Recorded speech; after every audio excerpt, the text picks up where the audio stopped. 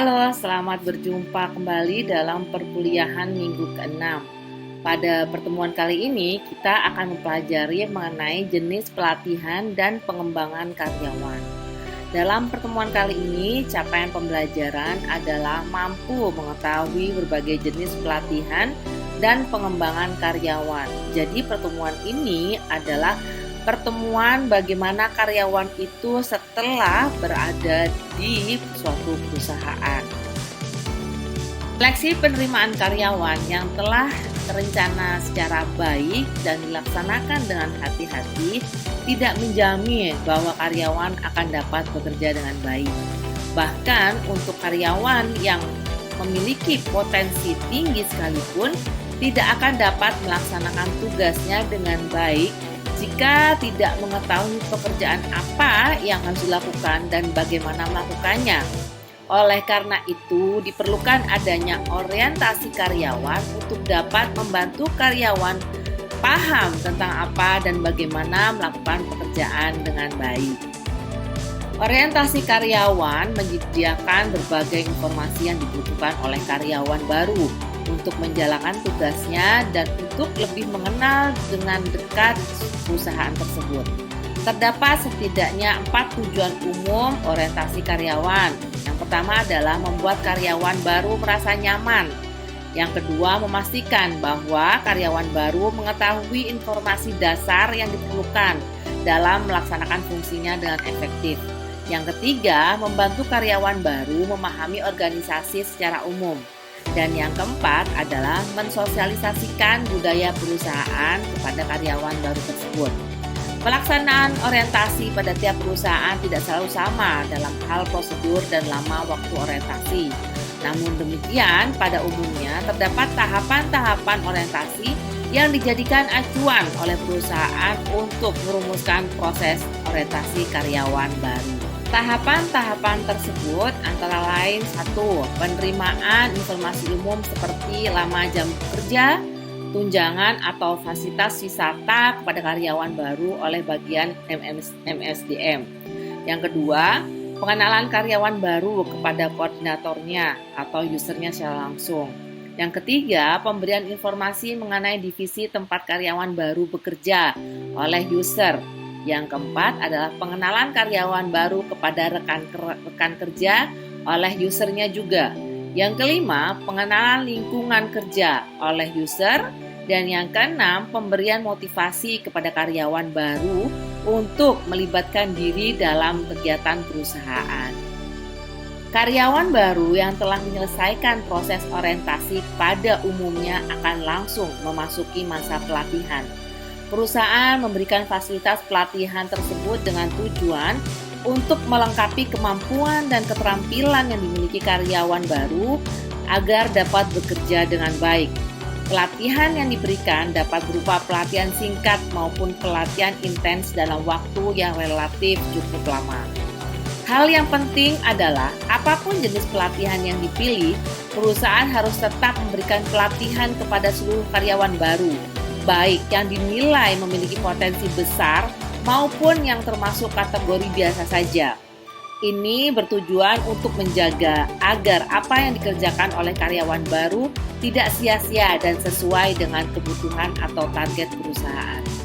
Pelatihan yang diberikan kepada karyawan baru harus memiliki kesesuaian dengan perencanaan strategis perusahaan. Kesesuaian tersebut dapat diwujudkan dengan cara mengoperasionalkan kebutuhan kompetensi yang harus dimiliki karyawan untuk dapat melaksanakan strategi perusahaan menjadi materi-materi dan tujuan dari pelatihan. Dengan demikian, pelatihan yang diberikan tidak hanya akan menunjang kinerja karyawan baru, namun juga mendukung setiap kebijakan yang mengarah pada pencapaian sasaran perusahaan. Perencanaan pelatihan umumnya dilakukan menurut proses yang rasional dengan mengacu pada model training, standard analysis, design, develop, implement, and evaluate yang kita singkat dengan ADI yang telah banyak dipakai oleh para pelatih profesional. Tahapan model ADI adalah sebagai berikut. Yang pertama adalah analisis kebutuhan pelatihan. Yang kedua, merancang keseluruhan program pelatihan. Yang ketiga, menciptakan materi pelatihan.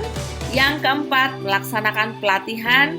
Dan yang terakhir adalah evaluasi keefektifan suatu pelatihan tersebut. Tahapan yang ketiga adalah menciptakan materi pelatihan.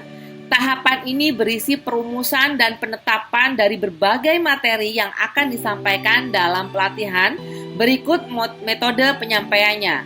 Materi dan metode penyampaian tersebut dapat dibuat sendiri oleh perusahaan atau menggunakan materi dan metode yang telah digunakan oleh perusahaan lain atau pelatih profesional. Tahapan keempat yaitu melaksanakan pelatihan tersebut. Setelah tujuan, program, dan pembiayaan untuk pelatihan selesai, maka pelatihan dapat dilaksanakan. Model pelatihan yang umum digunakan oleh perusahaan antara lain yang pertama adalah on the job training, yang kedua adalah magang, yang ketiga adalah pelatihan informal yang merupakan pelatihan yang dilakukan sendiri oleh karyawan dalam kehidupan di luar jam kerja. Yang keempat adalah job instruction training. Yang kelima adalah lecture atau pelatihan model ceramah. Yang keenam adalah program learning atau pembelajaran terprogram. Yang ketujuh adalah audio visual based training atau pelatihan yang berbasis dengan audio visual. Dan yang terakhir adalah pelatihan selain menggunakan konferensi video atau pelatihan misal yang berbasis komputer. Semisalnya adalah simulasi, pelatihan interaktif, atau pelatihan yang berbasis internet. Yang kelima adalah evaluasi efektifnya pelatihan. Evaluasi terhadap pelatihan dilakukan untuk memastikan bahwa hasil pelatihan sesuai dengan rencana. Terdapat beberapa aspek yang dapat diukur dalam tahapan evaluasi ini. Yang pertama adalah reaksi peserta terhadap pelatihan yang telah dilakukan. Yang kedua adalah hal-hal yang dipelajari dalam pelatihan. Atau yang ketiga adalah perubahan terhadap perilaku kerja sebagai hasil dari pelatihan. Nah, tadi kita membicarakan masalah pelatihan. Nah, sekarang bagaimana dengan pengembangan karyawan? Pengembangan karyawan merupakan sebuah usaha untuk dapat meningkatkan kemampuan karyawan dalam melaksanakan berbagai jenis tugas dan untuk menggali kapabilitas karyawan sehingga melebihi standar kebutuhan kerja. Pelaksanaan program pengembangan karyawan dapat memberikan keuntungan bagi pihak perusahaan sekaligus karyawan. Keuntungan bagi perusahaan berupa kemampuan dan kapabilitas karyawan yang semakin meningkat yang mendorong peningkatan daya saing dan daya adaptasi perusahaan terhadap perubahan lingkungan. Keuntungan bagi karyawan adalah dapat membentuk kemampuan dan kapabilitas diri yang menjadi lebih baik dan menentukan peningkatan karyawan dalam perusahaan. Lingkup dari pengembangan karyawan memiliki perbedaan dengan pelatihan karyawan. Kalau pelatihan karyawan berfokus untuk meningkatkan kemampuan teknis untuk pelaksanaan tugas, sedangkan pengembangan karyawan berfokus untuk membentuk kemampuan penilaian, tanggung jawab, pengambilan keputusan, dan komunikasi. Hal lain yang membedakan antara pelatihan dan pengembangan karyawan adalah dalam hal jangka waktu pelaksanaannya. Umumnya, pengembangan karyawan memerlukan waktu yang lebih lama daripada pelatihan karyawan. Pengukuran terhadap efektivitas dan pengembangan karyawan juga berbeda dengan pelatihan karyawan. Pengembangan karyawan diukur dengan mengacu pada 3 hal. Yang pertama adalah ketersediaan karyawan yang berkualitas yang dibutuhkan perusahaan. Yang kedua, adanya kemungkinan untuk melakukan promosi karyawan. Yang ketiga adalah daya saing perusahaan yang berbasis sumber daya manusia. 3 pengukuran efektivitas pengembangan karyawan di atas memiliki cakupan yang lebih luas daripada pengukuran efektivitas pelatihan karyawan, yang umumnya mengacu pada hal yang pertama adalah penilaian kinerja, yang kedua adalah analisis biaya dan keuntungan, yang ketiga adalah kelulusan terhadap ujian sertifikasi. Pengembangan karyawan dilakukan dengan didasarkan pada analisis terhadap kebutuhan pengembangan, baik kebutuhan berdasarkan sudut pandang perusahaan maupun karyawan. Tujuan dari analisis tersebut adalah untuk mengetahui aspek-aspek yang menjadi kelebihan dan kekurangan yang menjadi landasan penetapan sasaran pengembangan karyawan. Metode analisis kebutuhan pengembangan karyawan yaitu pertama adalah pusat penilaian yang merupakan kumpulan dari instrumen dan latihan yang dirancang untuk mengetahui kebutuhan pengembangan individual. Yang kedua adalah tes psikologi, merupakan instrumen yang banyak digunakan untuk mengetahui kebutuhan pengembangan dan potensi yang ada pada diri karyawan. Yang ketiga adalah penilaian kinerja. Informasi yang mendasari kebutuhan pengembangan karyawan dapat diperoleh dari hasil penilaian karyawan dalam melakukan tugasnya sehari-hari. Informasi ini mencakup data produktivitas karyawan, pengetahuan kerja, keterhubungan karyawan, dan data lain yang memiliki kaitan dengan kinerja karyawan. Pengembangan karyawan dapat dilakukan dengan 3 jenis pendekatan. Yang pertama adalah di lingkungan kerja atau di job site. Yang kedua adalah di luar lingkungan kerja atau off-site, dan dengan pembelajaran organisasi atau learning organization. Kita akan bahas satu-satu ya.